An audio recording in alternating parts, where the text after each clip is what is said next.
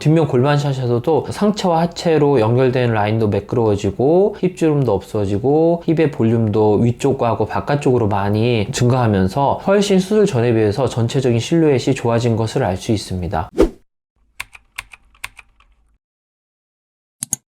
안녕하십니까. G7 클리닉의 조인백 원장입니다. 오늘은 힙업 수술 또는 힙 교정 수술이라고 하는 그 수술의 한 케이스를 설명드려 보도록 하겠습니다. 환자분은 20대 중반의 환자분이셨는데 6개월 전에 지방에 있는 어떤 병원에서 허벅지 지방흡입을 한 후에 허벅지 전체적인 문제도 있지만 특히 힙이 많이 처져서 스트레스를 받던 와중에 저에게 지방흡입을 재수술 받으러 오셨던 분입니다. 사진을 보시면은 수술을 6개월 전에 했는데 오른쪽 왼쪽이 비대칭적으로 힙주름이 처져 버렸고 승마살도 양쪽에 좀 남고 특히 유독 45도 왼쪽 뒷모습에서 힙딥, 그러니까 승마살의 위쪽 골반 바로 밑에 쪽을 너무 많이 흡입을 하고 착색까지 되어버려서 움푹 들어가고 어두운 느낌의 왼쪽 힙딥이 매우 스트레스였습니다. 옆모습에서도 엉덩이가 약간 아래로 처지고 힙딥 쪽이 푹 들어가면서 어두운 느낌의 착색까지 생긴 케이스였습니다. 반대쪽 옆모습에서도 보면은 힙주름이 왼쪽 힙주름이 좀 처지고 마찬가지로 오른쪽 골반뼈 바로 밑쪽에도 이렇게 약간 착색이 있고 꺼져버린 상태였습니다. 뒤쪽 골반샷에서도 전체적인 실루엣이 튀어나오고